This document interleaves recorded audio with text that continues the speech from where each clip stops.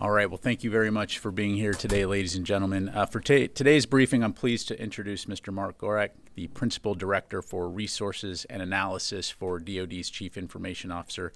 He's joining us today to announce the DoD's 2023-2027 Cyber Workforce Strategy Implementation Plan. Mr. Gorak will provide some opening remarks and then has graciously agreed to stay and answer a few questions.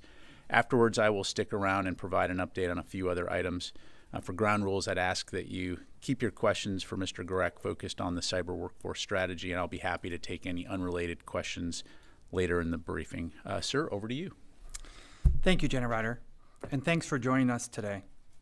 On behalf of the DoD Chief Information Officer, Honorable John Sherman, I'm Mark Gorak. I'm the Principal Director for Resources and Analysis. In March, Deputy Secretary of Defense Kathleen Hicks signed the 2023-2027 DoD Cyber Workforce Strategy. The strategy provides a roadmap for the advancement and unified management of the cyber workforce, comprised of about 225,000 highly trained civilians, military, and contractor personnel. Today, we are releasing the Cyber Workforce Strategy Implementation Plan, which is a comprehensive and proactive approach that will further assist the department in advancing talent management initiatives aimed at cultivating an agile, flexible, and responsive cyber workforce. The implementation plan sets the foundation for how the department will successfully execute the 22 objectives and 38 initiatives tied to the 4 goals in the cyber workforce strategy. To realize the success of these goals and objectives, we will measure and monitor progress on a set battle rhythm, holding ourselves and our executing organizations accountable. To recruit and retain the most talented workforce, we must advance our institutional culture and reform the way we do business. We are breaking the mold of the past and changing the way we identify, recruit, develop, and retain our cyber talent. The threats to our nation don't sleep. They are watching our every move. Imminent cyber attacks are just around the corner, and the calling to defend and protect our nation in today's digital battlefield is more important now than ever before. Which brings me to tell you a story about how DoD personnel are writing history. Note, we changed the name to protect the privacy. Master Sergeant Jason Hines grew up in a small town. He graduated high school and made the decision to join the Marine Corps.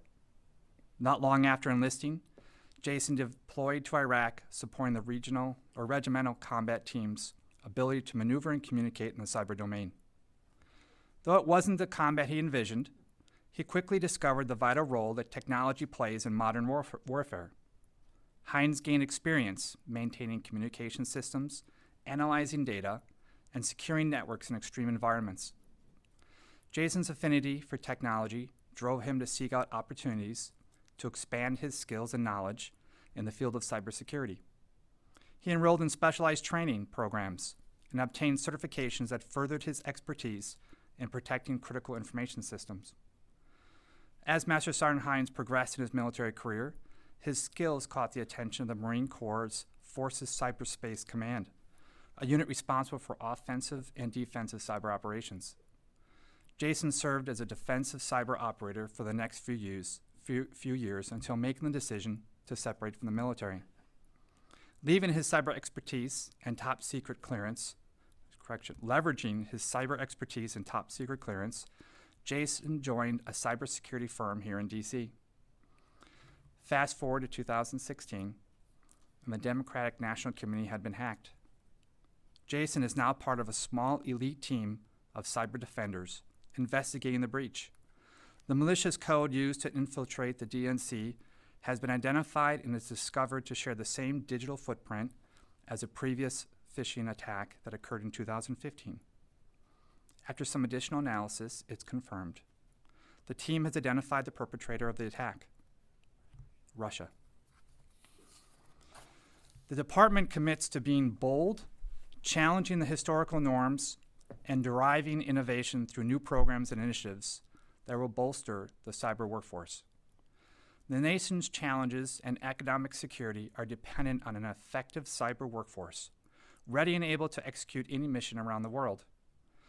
The DoD cyber workforce continues to evolve and adapt to address the challenges posed by our adversaries with confidence and resolve to win any conflict. The successful execution of the cyber workforce strategy through this implementation plan and follow-on actions will empower the department and its components to foster the most capable and dominant cyber workforce in the world. I look forward to your questions. Thank you very much, sir. Okay, we'll go ahead and take any questions for Mr. Gorak. Janie. Thank you. I have one question about the cyber hacking.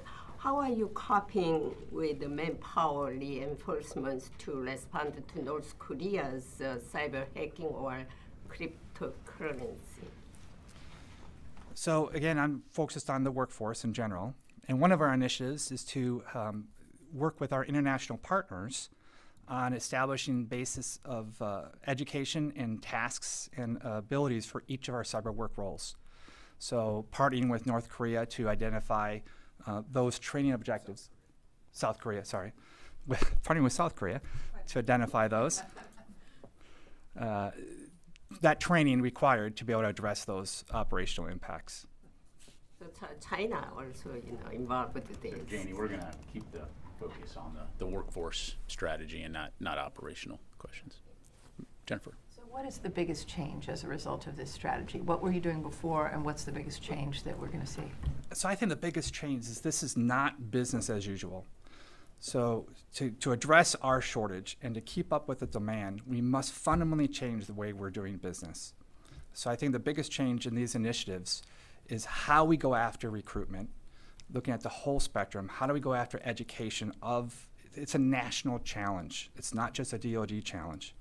So the initiatives we put in place to go after this, K through 12 reaching out, getting kids interested in STEM, and then all the way through the whole human capital talent management pipeline to get to actual outputs of people who are qualified and want to serve their country. And I view this as a partnership, both private and public. So we have a lot of initiatives in here with exchange programs with private industry, as well as with other public entities, other federal agencies, so we can exchange that talent back and forth and keeping track of that talent as we go through time. Even for people who leave the military, like in my story, that's okay. That helps the nation. The key then is how do we keep track of those people so that if we need them in crisis, we can be able to call on them to help serve. Tara? Have the number of cyber attacks incidents increased because you have a larger number of people teleworking? Has that increased vulnerability where they're working from home, maybe don't have the same protections, or they've got other stuff on their computer? Yeah, so I don't have any data that supports that assumption, but I would say one of our initiatives is to empower our hybrid workforce. We have to find ways to mitigate the security challenges, address those risks, and then mitigate them. Because I think in order to address the best talent, you have to have flexibility in the workforce, because that's what the workforce of today is demanding. So how do we enable that flexibility and yet still maintain security? So that's one of the huge initiatives that we're addressing. Let's go to John, and then we'll go over to Phil. Thanks. Are you currently facing any personnel shortfalls in terms of the cyber force? I know some of the services have been having challenges recruiting folks for other positions, but with regard to the cyber workforce specifically, are you trying to grow that force? What's kind of the state of play there? So I think the force is growing. Today we have about a 24% vacancy rate. In our plan, in the first 2 years of this plan, we're trying to reduce that about in half. On the military side, we actually don't have a problem recruiting in the cyber workforce because the military provides the training and education to train you in this, and then they provide you the experience. So then the problem is retention. On the civilian side, we have both a recruiting and a retention challenge. And again, I look at it as a partnership with industry. How do we increase those partnerships and moving between each of those, between public and private sector? So I think we have to get better at doing that to address this. And do you have figures for the total number of personnel that you're short, that you said, I think 24%, something like that? Do you have, like, just in terms of the number of billets that you're trying to fill? So yes, about 24% vacancy rate. Our total force is about 75,000 civilians, 75,000 military, and about 75,000 contractors. So you can do the math on that. Okay. Take a couple more, Phil, and then we'll go over here to Jim. How has the case of the Air National Guard, Guardsman Teixeira, affected your view of the workforce and the talent management issues that you may be facing as far as? So again, we are looking at the total force here, and how do we provide the talent and education. Part of our job is to provide them the knowledge, skills, abilities, and tasks, and specific education to know what's acceptable and what's not acceptable. So that's how we're addressing that, is through education. In addition, the challenges there are also, again, like I mentioned, in the hybrid workforce. How do you maintain that flexibility by yet still providing the security that we have and the safeguards we need to put in place so that those things don't happen? I mean, it's coming out a different way. If you're trying to fill a 24% shortfall, are there concerns that by in the rush to do that, you could open yourself up to other vulnerabilities from bad actors? No, I don't see it that way at all. Again, I think as a national challenge, well, first of all, I just think if there's going to be a bad actor, there's going to be a bad actor. The numbers that we're looking at, 99.999% of all of our employees are outstanding employees and doing the right thing. So when we have an occasional issue, I think we address it and we put in procedures and safeguards to try to prevent that from happening again. Final question, we'll go to Jim. So are you going to have, for civilians especially, are you going to have special pays, bonuses, or signing bonuses? Are you asking for that sort of leeway in order to try and attract people? Because you're never really going to be able to match what a civilian corporation can pay an IT specialist. So I think we look at compensation as a total package. And I think one of the biggest advantages we have in DoD is our mission. And it's the only place I know of in the country that can do legal offensive cyber operations. So that's a very much of an attraction to a lot of people. And then service, right? Providing that service. People have that quality. But in addition, we have cyber accepted service within DoD, where we can actually pinpoint through work roles that are critically short and incentivize them with even greater pay. And also, we already have the authorities today in general to provide what we call the 3 Rs, relocation, retention, and recruitment bonuses, which can relate up to 25 or sometimes up to 50% of their base salary. So we have those authorities today. Now it's a matter of getting the word out and actually utilizing those authorities to maintain and attract not all of our talent, but the best talent. Sir, thank you so much for your time today. Did you have any closing remarks? I do.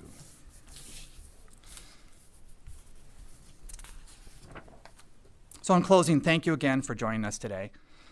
The call to action starts now. We are advancing our institutional culture. We are proactively and productively addressing today's cyber threats, and we will remain the most capable and dominant cyber workforce in the world. And I thank you for your time. Thank you, sir. Thank you very much. All right. Again, big thanks to Mr. Gorek for doing that. I do have a few things at the top that I'd like to pass along, and then we'll get right to your questions.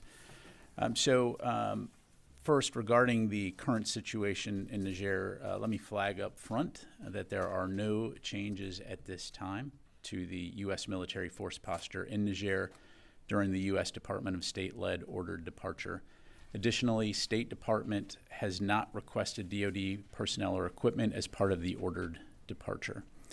Also, no policy decisions have been made regarding future security cooperation, and in the meantime, as we previously said, we're taking prudent force protection measures and monitoring the security situation. As we continue to move forward, we will monitor the situation, which is fluid and evolving. And I would reiterate that the U.S. government focus remains on a diplomatic solution. When and if we have any significant updates to provide, we'll be sure to get those to you. On a separate note, earlier today, Secretary Austin met with Mongolian Prime Minister Oyun Erdogan here at the Pentagon to discuss our bilateral security cooperation efforts within the Indo-Pacific region. A full readout of their discussion will be posted to the DoD website later this afternoon. Also today, the Department of Defense, in coordination with the U.S. Office of Personnel Management, has expanded eligibility for a benefit that will provide our military families with another financial option to help reduce the cost burdens associated with dependent child care. This important initiative is another key step in the DoD's continuing efforts to take care of our people and ultimately bolsters military readiness. The Dependent Care Flexible Spending Account initiative provides personal accounts that will allow eligible service members to set aside up to $5,000 per household in pre-tax earnings for qualified dependent care expenses. The introduction of the Dependent Care Flexible Spending will further help our families afford care for their loved ones while supporting the U.S. military's important mission worldwide. Again, additional information can be found on the DoD website. Tomorrow, Secretary Austin will attend Chief of Staff of the Army General James McConville's relinquishment of responsibility and Sergeant Major of the Army Michael Grinston's change of responsibility ceremony. The ceremonies will take place at Summerall Field, located on Joint Base Meyer-Henderson Hall. Please contact Army Public Affairs for additional details. In other news is an update from earlier this week. Over the last 72 hours in the wake of Typhoon Ige, U.S. Marines with the 3rd Marine Aircraft Wing joined with their Philippine counterparts to deliver over 32 tons of humanitarian assistance supplies provided by the government of the Philippines to remote Philippine islands. U.S. Marines provided relief and life-saving capabilities to remote regions at the request of the armed forces of the Philippines in response to the typhoon. In addition, U.S. Navy and Marines also conducted overland and water search and rescue efforts in support of the Philippine Coast Guard north of the Luzon region. On 3 August, U.S. Marines were pleased to accompany the Philippine Secretary of National Defense, Teodoro, to participate in humanitarian efforts at Lalo, an enhanced defense cooperation agreement site, to demonstrate our unwavering support to the ongoing humanitarian assistance and disaster response operations. Shifting gears, over the next few days, National Guard troops from 25 states, 1 territory, and multiple international partners will arrive at the National All-Domain Warfighting Center in Michigan for the kickoff of Northern Strike 23-2, one of the Department of Defense's largest reserve component readiness exercises. From August 5th through the 19th, more than 7,000 service members will take part in the integrated training at Camp Grayling Maneuver Training Center, Alpena Combat Readiness Training Center, Selfridge Air National Guard Base, and Oscoda Wurtsmith Airfield. Northern Strike trains for joint operations and decisive action missions, including offense, defense, and stability operations, with special emphasis on contested sustainment logistics, combined joint all-domain command and control, and combined armed live-fire exercises. Additional focused opportunities include joint fire support with live close air support, integrated maneuver with fires, force protection, air mobility, and C4I elements of theater air-ground systems. Unique to this year's exercise design is the integration of intra-theater medical care training, where Northern Strike participants will evacuate simulated patients to Fort McCoy, Wisconsin for follow-on treatment. Northern Strike is the premier reserve component training event designed to build readiness with joint and partner forces in all domains of warfare, and I'd encourage you to contact the National Guard for additional information. And with that, we'll take your questions. Let's start with AP, and then we'll go to Fox. Tara. Thanks, Ryder. I'd like to go back to Niger. Besides the training being suspended, are there any other changes to the U.S. military presence there? Are they all staying on base? Are any flights taking off the airspace? As I understand, the junta has restricted the airspace, so is that affecting any sort of training flights for U.S. military personnel?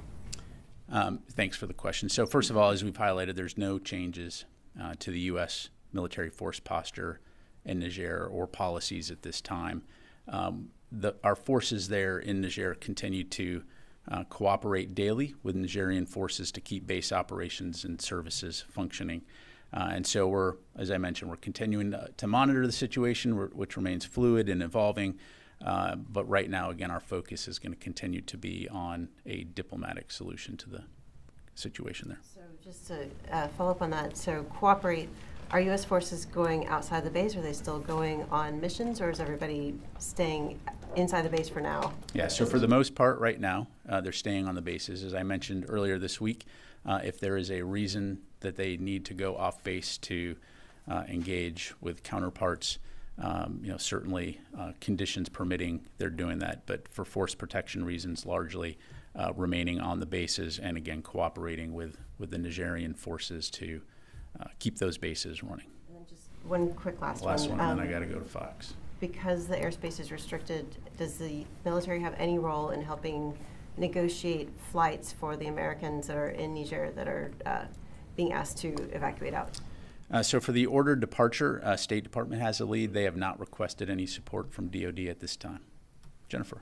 Are there any Nigerian troops on the base where the U.S. military is located? I'd refer you to AFRICOM for further details, but my understanding, the short answer is yes, we continue to work with our Nigerian counterparts there on the ground. Obviously, the forces that are not necessarily associated with this seizure of the president.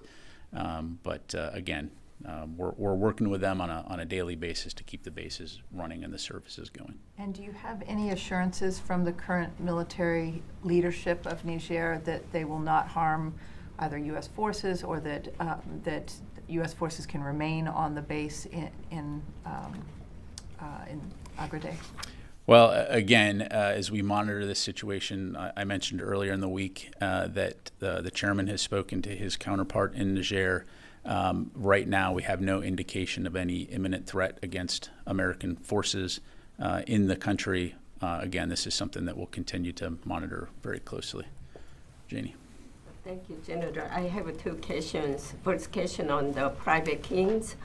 Private King's North Korea choice seems to be the wrong choice because there is no freedom and human rights in North Korea and the people suffer from hunger.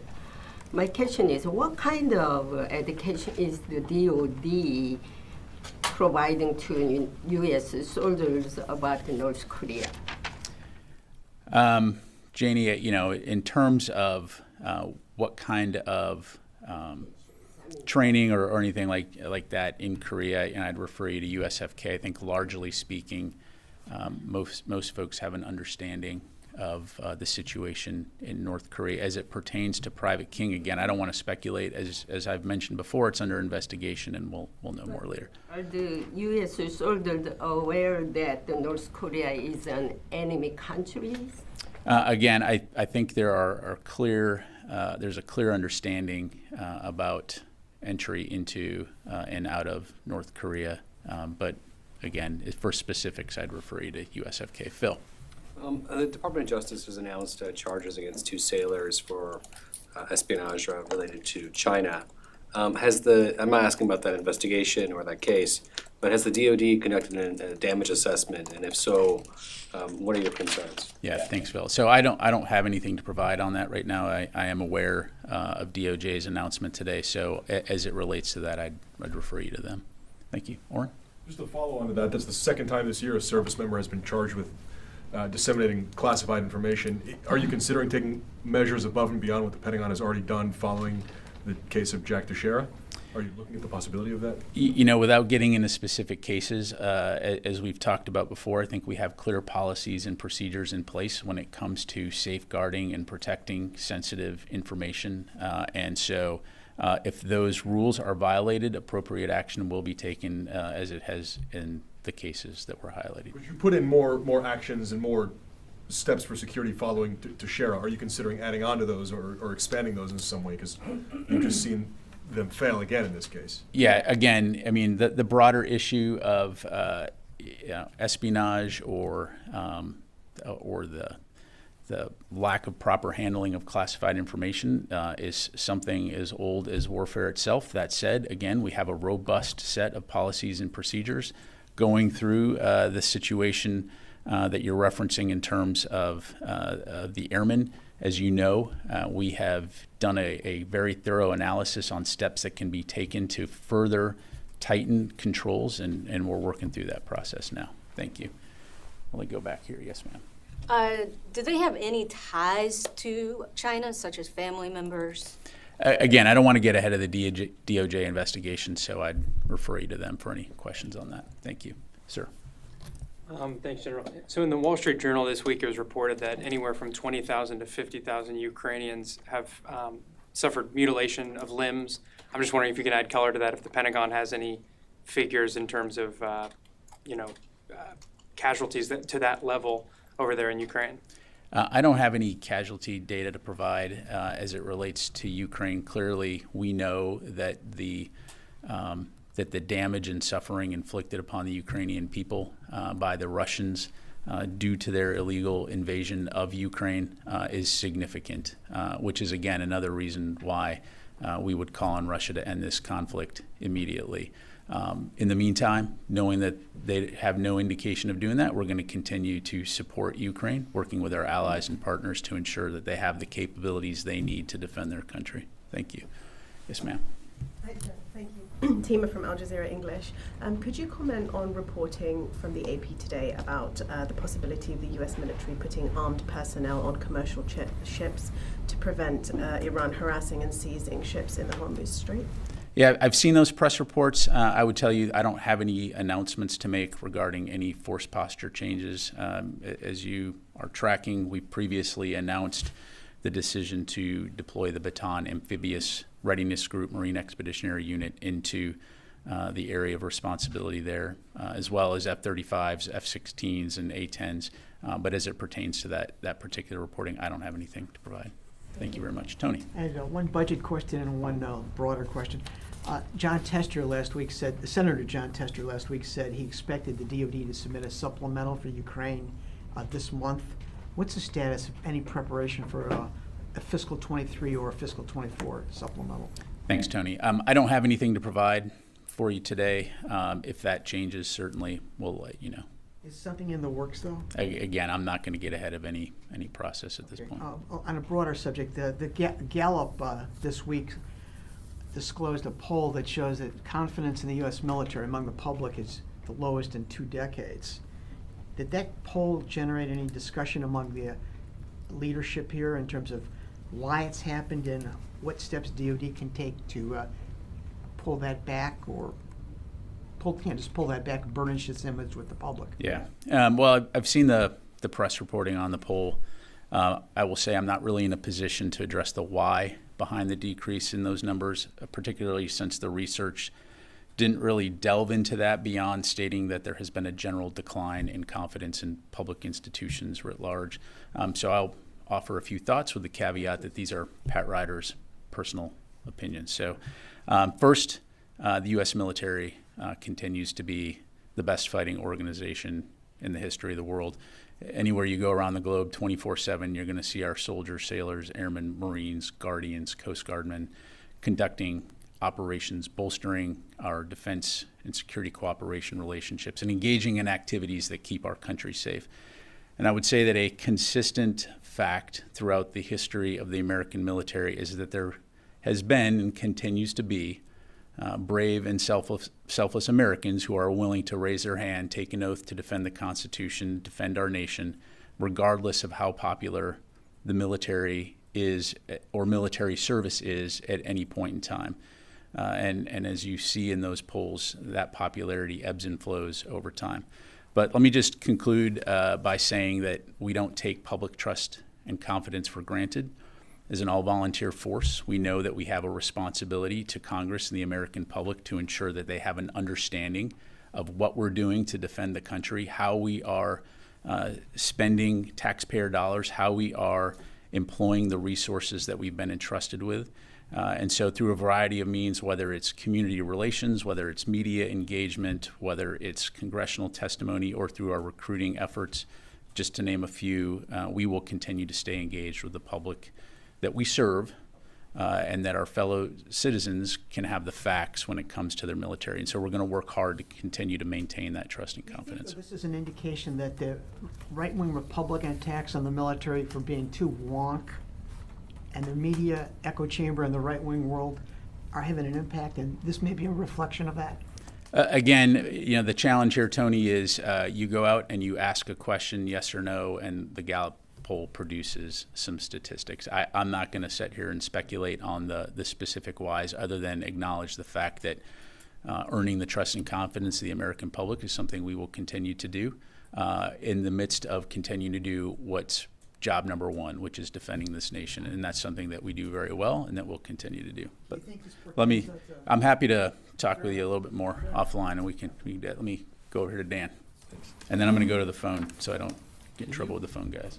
Can you clarify what the situation is on the border between Poland and Belarus, and to what degree is there heightened concern about the presence of Russian Wagner paramilitary units along the border? Yeah, thanks, Dan. So, when it comes to the specific situation on the border, I think really Poland are in the best position to talk to you about what their current situation and concerns are. Largely speaking, again, I'm aware of the rhetoric that we've seen from Wagner and from Belarus as it pertains to the border. Right now, there are no plans that I'm aware of, from a U.S. standpoint to adjust our current force posture. We obviously are committed to the security of NATO and will continue to stay in close communication with our Polish allies on that front. But you don't see some kind of heightened risk? Or I'm not aware of any imminent risk right now as it relates to cross-border operations. But again, when it comes to Wagner Group, I think we all keep a close eye all the time. Just more on Ukraine. On the counteroffensive, there seems to be a consensus now that it's a difficult task, and there hasn't been, kind of a dramatic breakthrough. There is some criticism that the U.S. has been too slow at times in providing some weapon systems over time, whether it's tanks or longer-range missiles, and that has perhaps also complicated things for the Ukrainians. What's your response to that criticism? Do you think there's any truth to that? Not at all. I think that we have been very aggressive in providing Ukraine with a variety of capabilities. And when I say we, the United States and the international community, and that's something that we're going to continue to keep after. The problem is that Russia invaded its democratic neighbor unprovoked and has killed thousands and thousands of innocent people. And so there are no illusions that this fight that Ukraine finds itself in is an easy fight. And so, again, Russia has had time to build up the defenses along their occupied areas, and Ukraine is taking the fight to them, and it's going to be a tough fight. But I would just go back and highlight, first of all, we've been training the Ukrainians since 2014. Even after the war started, after Russia's invasion, the international community, the United States, have continued to help train Ukrainian forces. We've literally met almost every single month since the invasion with international allies and partners, over 50, to highlight Ukraine's needs and rush aid security assistance to them. So we are confident that they have significant combat capability available to them, and that they're going to employ that at a time and place of their choosing to defend their country and take back sovereign territory. Let me move on to a few more questions here. Yes, sir. And then you all the way in the back, and then I'm going to go to the phone. On Tuesday, you were asked about Senator Tuberville's holds and about how that affects readiness. And you said, the Pentagon is focused on winning our nation's wars and winning battles, I think you said was the term you phrased, are winning wars. And I wanted to ask you about that. The Pentagon is a reflective institution along with the services. That's why we have Centers for Lessons Learned. This month marks 2 years since the 20-year war of Afghanistan ended. What does the Pentagon see that as? Did we win or did we lose? And I don't ask that to be flippant or as a gotcha, but I wondered, what has the 2 years of reflection been like here at the Pentagon, and how did they view that war in terms of, like you said, we fight our nation's wars to win. Yeah. So first of all, I'm not going to engage in a sort of a oversimplification of our experience in Afghanistan, whether we won or lost. What I would tell you from a lessons learned standpoint is, as someone who has served in the military for that duration of 20 years when it comes to the global war on terror and operations in Iraq and Afghanistan is that this is very much a learning organization, and I think our operations around the world demonstrate that. Most notably, if you look at the U.S. military and the level of engagement that we have with international partners and allies and how we go about in a coalition format in order to address international security issues, those are all lessons that we took out of places like Iraq and Afghanistan, and that we don't do anything alone. Look at the counter-ISIS fight. And the fact, as an airman, we had 25 different nations at one time conducting air operations over Syria and Iraq to strike ISIS. What other nation can bring together 25 different countries to focus on a singular problem and address it?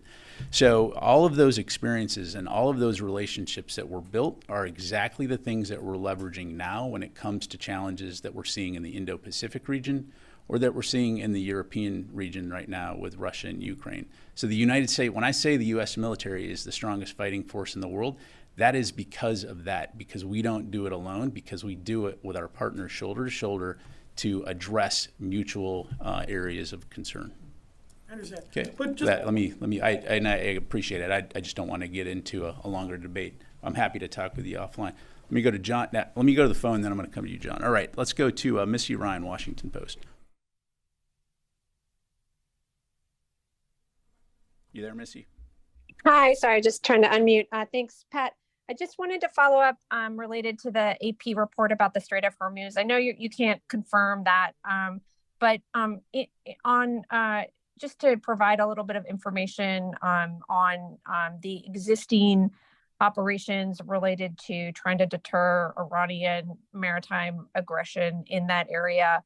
Can you talk about the department's current approach for that, and also give us any more detail about the Baton Group's activities, what exactly they are going to be doing once they all arrive in theater, just so we have an understanding of what the current status is. Thanks. Yeah, thanks, Missy. So we'll come back to you, with some more specifics in terms of once they arrive in theater. But broadly speaking, as we've talked about before, by increasing the presence, by working with our partners in the region, and stepping up the tempo and pace of our patrols writ large around the region, the intent, again, is to be closer, to be able to respond quicker to any potential provocations and to deter any type of Iranian aggression. And so we will continue to be focused on that. But as I just highlighted to the previous question, it's important to see it through the lens of we're not doing this by ourselves. We're doing this as part of a coalition in the region to ensure that the Strait of Hormuz remains open, that there's freedom of navigation, and that we're deterring any type of malign activity. Okay, let me go to Will Dunlop.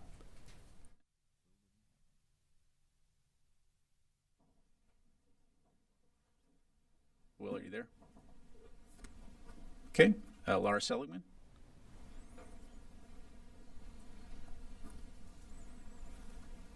I'm just making this. Oh, there you go. Sorry, I was just unmuting. I wanted to see if there's anything you can tell us about DoD's concern regarding the possible presence of Wagner forces into Niger. I know there are some concerns about Wagner in Mali and elsewhere in Africa. I'm wondering whether you have any information that the Wagner forces are moving into Niger and what are the ramifications there. Yeah, thanks, Laura. So I don't have anything new to provide beyond what I briefed earlier this week.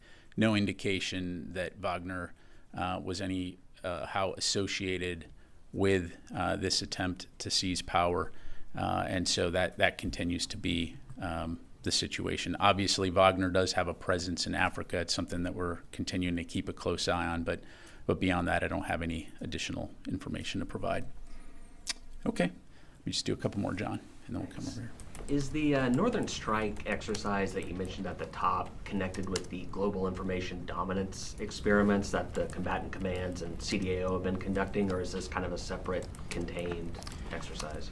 John, let me make sure that we're we'll come back to you on that one. I don't believe that they're connected, but I don't want to give you bad info. So, okay. Let me go to Carla Babb, VOA. Hey, thanks, Pat, for doing this. Tima actually answered my question. Missy followed up a little bit, but I just want to follow up one more time. I know you can't make a policy announcement on saying that the U.S. is putting armed personnel on ships traveling through the Strait of Hormuz, but can you at least give us a feeling, is the U.S. military considering that? Is that under consideration at this time? Yeah, thanks, Carla. I'm not going to get into discussions about what we may or may not be considering. If and when there's anything to announce, as it relates to our force posture, we'll do that as appropriate. Thank you. Okay, just two more. Yes, sir. Sean Carberry, National Defense Magazine. Regarding Niger, over the course of this week, has this caused any pauses, changes to other partner force arrangements or activities across Africa, Syria, or other places where there's similar train, advise, assist, anything in terms of greater monitoring of partner forces, things like that? Yeah, I'm not aware of any changes as it relates to other activities within the AFRICOM AOR. So, thanks. And Rio. Thanks, General. Yesterday, Assistant Secretary for Indo-Pacific Security Affairs, Dr. Ratner, met the PRC Ministry of Foreign Affairs Department of North American Director General Tao. And readout said that Dr. Ratner emphasized the U.S. ongoing commitment to maintaining open lines of military-to-military communication between U.S. and China. So what was the reaction from Chinese side, and did you find any positive sign for future military-to-military communication? Yeah, thank you. As I'm sure you can appreciate, the extent of what we have to provide on that was what was in the readout. I don't want to speak for the PRC on that front. Again, I will just emphasize that we continue to emphasize the importance of military-to-military communication for all of the reasons that we've talked about, to reduce the potential for miscalculation. And so we remain committed to keeping those lines of communication open. All right, thank you very much, everybody. Appreciate it.